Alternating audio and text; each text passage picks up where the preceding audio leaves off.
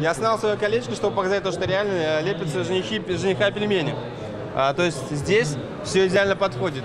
Это и есть те самые пельмени из книги Юнуса Ахмедзянова. Так их проверял и сам маэстро кулинарии. Сегодня блюдо готовили юниоры. Студент торгово-экономического техникума Азалия Салаватуллина осваивала эту технику целый год. Говорит, своему жениху будет готовить такие же. Первоначально было тяжело, потом приловчилась, так сказать. Сейчас все на автомате.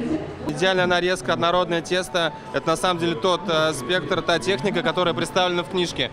В меню вкусных заданий лапша для супа, бишбармак, куллама. Все блюда в своей книге описал Юнус Ахмедзянов. Великий повар по крупицам собирал рецепты, общаясь со сторожилами глубинки Татарстана. Знаменитую татарскую лапшу линейкой измерял. Эта традиция живет до сих пор. Деталей очень много, это начиная от внешнего вида, начиная от организации рабочего места, как крутят, с чем крутят, наличие каких-то атрибутов, а их вообще не должно быть.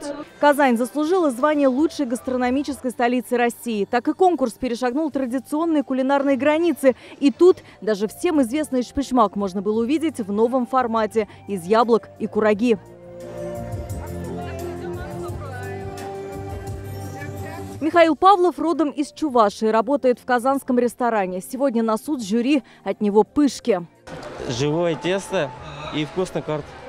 А где берете вкусный торт? Сами делаем. Рецепты, которые готовили еще там, в 18 или 17 веке, они, естественно, модернизируются и, допустим, можно приготовить и подать именно в европейской подаче. Помимо кулинарного конкурса, традиционная гастрономическая экспозиция. В этом году она посвящена Году родных языков и народного единства. К примеру, можно увидеть расписные пряники. Здесь и русские узоры, башкирские, украинские, татарские. Впечатляют и сами блюда. Анастасия, сколько времени потратили на его приготовление? Здравствуйте, у меня ушло 2 вечера вместе с моим руководителем. А что самое главное здесь? Конечно же, это белый голубь. Он символ мира на всей планете. Для гостей здесь предусмотрены мастер-классы. Фестиваль работает на Казанской ярмарке. Еще можно увидеть, как готовятся ахмедзяновские блюда.